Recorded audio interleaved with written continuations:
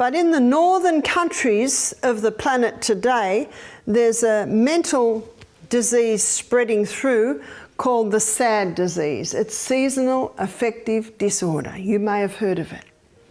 They blame the lack of sunshine, but there's never been sun. Something else has come into the equation. And the problem is they're eating the SAD diet. Have you heard of the SAD diet? Standard Australian diet, standard American diet. In this video, you'll find out which common oils might be silently harming your health and discover an intriguing connection between where you live and the foods you should be eating to protect yourself with expert Barbara O'Neill. Stay with us because every moment unlocks a longer, vibrant life. Let's have a look at planet Earth, at where these oils grow. Here we have the tropics. Which oil is grown in the tropics? That would be the coconut, yeah? It's perfectly designed as a saturated fat in this hot climate. Because it has no double bonds, coconut is light resistant, heat resistant, and oxygen resistant. It is the most stable oil, perfectly designed in those hot climates. If we go up the planet, we come to the Mediterranean. And of course we know that your olives and your almonds are grown in the Mediterranean. So the omega-9 is perfectly designed for this environment. If you go up the planet, this is what you'll find, that plants grown in these areas contain these oils. And they're perfectly designed for that environment. In his book, Fats That Heal, Fats That Kill, Udo Erasmus quotes research where they tested the fatty acids in a plant grown here, very high in omega-9. Same species of plant grown further up was higher in omega-6. Same species of plant grown up the top was higher in omega-3. Research has shown that the human body absorbs and utilizes fats based on climate and local food availability. For instance, omega-9 from Mediterranean sources, such as olive oil, supports cardiovascular health by maintaining healthy cholesterol levels. Additionally, studies have found that coconut oil's stability in tropical climates is not just about the environment. It also provides antiviral and antibacterial properties due to its lauric acid content. However, it's important to note that excessive saturated fat consumption can contribute to cardiovascular issues in some populations, so balance is key. According to the American Heart Association, while unsaturated fats like omega-9 are beneficial for heart health, coconut oil, rich in saturated fats, should be consumed in moderation due to its potential effect on increasing LDL cholesterol. Harvard Health also notes that balance between omega-3, omega-6, and omega-9 is crucial for reducing inflammation and supporting brain health. In other words, we should be eating the foods that are grown in our area. Now, we live on a wonderful part of the planet in Australia. We're about down here, so we can actually access a little bit of all of them. And of course, knowing what the different oils give you enables you to use those oils depending on different conditions in your body. Anyone with neuroinflammation, they certainly might step up the coconut oil. Someone wants to thin their blood, the omega-3 is excellent for that, and also for reducing inflammation.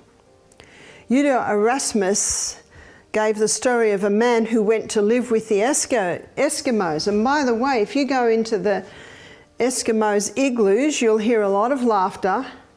They're sparky, even in those short winter days. Their electromagnetic field's working well. They absorb their light very well when they get it. They're able to manage their heat. The oxygen in the brain keeps them vitalized and invigorated. What are they eating huge amounts of? Fish, seal blubber, all extremely high in omega-3. Because the plants, the seaweeds, are very, very high. And so the fish are high, and then the seal that eats the fish is high. Omega-3 fatty acids, like those found in the diets of Eskimos, are well documented to reduce inflammation, improve heart health, and support cognitive function. Research shows that populations with higher omega-3 intake, such as the Inuit, have lower rates of heart disease. Moreover, omega-3s are crucial for mental health, especially in reducing symptoms of depression and mood disorders. For populations suffering from seasonal affective disorder, SAD, supplementing omega-3s may help mitigate the lack of sunlight's negative impact on mental health. Studies published in the Journal of Clinical Psychiatry indicate that omega-3s can act as natural mood stabilizers, reducing the risk of depression, especially during winter months when sunlight is scarce. Furthermore, the NIH points out that omega-3s can lower triglyceride levels, thus supporting cardiovascular health in populations that rely on heavy fish consumption, such as Eskimos. A study from the American Journal of Clinical Nutrition found that consuming 2 servings of fatty fish per week significantly improves mood and reduces depressive symptoms in individuals prone to seasonal affective disorder, SAD. Introducing foods rich in omega-3, such as salmon, mackerel, and chia seeds, can have a similar effect. But in the northern countries of the planet today, there's a mental disease spreading through called the SAD disease. It's seasonal affective disorder. You may have heard of it. They blame the lack of sunshine, but there's never been sun. Something else has come into the equation. And the problem is they're eating the SAD diet. Have you heard of the SAD diet? Standard Australian diet, standard American diet.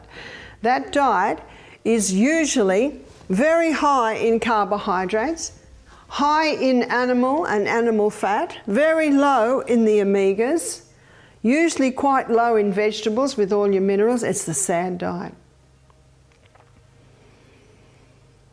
I think God's got a sense of humour because the nut with the highest amount of omega-3 looks like a brain, and of course that's your walnut. So we need to be eating a variety of all of these oils because they are required, in fact essential for proper body function. A lesser-known fact about calcium is that absorption efficiency matters more than calcium intake alone. Many plant-based foods are better absorbed than dairy-based calcium. For instance, leafy greens like kale and broccoli provide calcium in forms that the body can absorb more efficiently without creating the acidifying effects of animal protein. Calcium absorption also depends on adequate vitamin D and magnesium levels, which are essential for proper bone mineralization. According to Harvard Health, calcium from dark leafy greens is not only more bioavailable than dairy, but also comes without the negative side effects of dairy's protein and fat content.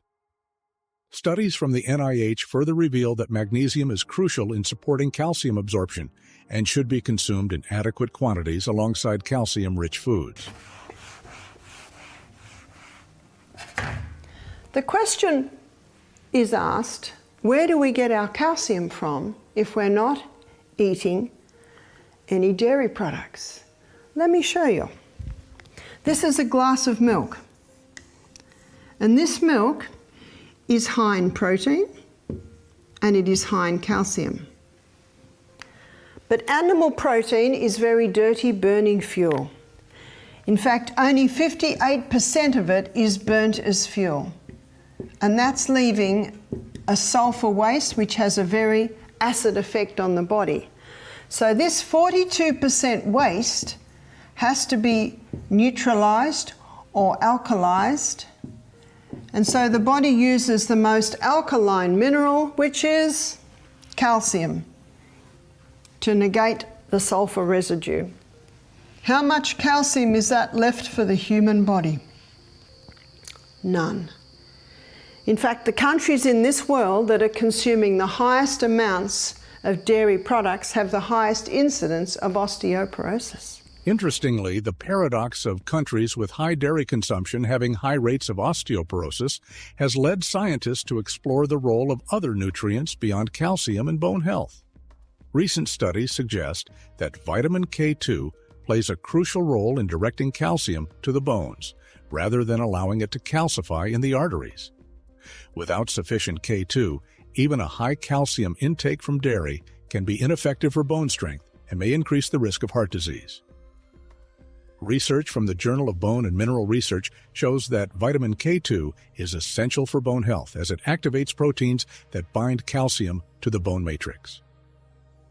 Additionally, according to the Mayo Clinic, too much calcium without vitamin K2 and magnesium can result in improper calcium deposition, leading to health problems. A study in the European Journal of Epidemiology found that populations with higher vitamin K2 intake, such as those consuming fermented foods like natto, have lower rates of osteoporosis and heart disease. Adding small amounts of K2-rich foods like sauerkraut or fermented cheese can support proper calcium utilization. So where are we going to get our calcium from? We will get our calcium from the same place the biggest boned creatures on the planet get their calcium from. Where does the elephant get its calcium from? And I think its leg bone would be about as big and as thick as me. Greens. Let's have a look at calcium.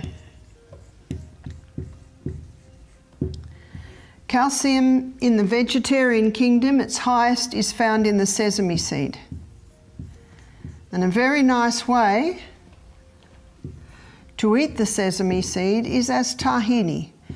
At Misty Mountain Health Retreat, we do quite a few dressings and sauces that contain tahini. If you look in Lebanese food, their baba ganoush has tahini, their hummus has tahini. So there's a lot of foods that contain tahini, gives a beautiful creaminess to it. Very high in calcium. So instead of giving the children a glass of milk when they get home from school, have a platter of raw veggies and a little bowl of hummus and let them dip in there. They will get more calcium, and it's the calcium that they can use. Cold exposure, such as cold showers or immersion, stimulates the immune system by enhancing circulation and activating brown adipose tissue, which generates body heat. Studies indicate that regular cold exposure increases white blood cell production, improving the body's ability to fend off infections and potentially reducing the frequency of colds or other viral infections. Additionally, gluten can hide in unexpected foods like sauces, processed meats, and medications. For those with celiac disease or severe gluten intolerance, strict vigilance is necessary. Reading food labels and being aware of cross-contamination, especially when dining out, are key steps in avoiding hidden gluten. If you're new to cold exposure, begin by finishing your shower with 30 seconds of cold water, gradually extending the duration as your body adjusts. This practice enhances immunity, resilience, and stress management. For those concerned about gluten in processed foods, apps like Gluten-Free Scanner can help quickly identify gluten-free products while shopping. Additionally, opting for whole foods rather than processed products minimizes the risk of hidden gluten. Your presence here is so important, and I'm grateful for every minute you invest in your health. Subscribe to the channel, and if you've made it to the end, comment. I'm committed to my longevity. Let's keep evolving together on this vibrant journey toward better health.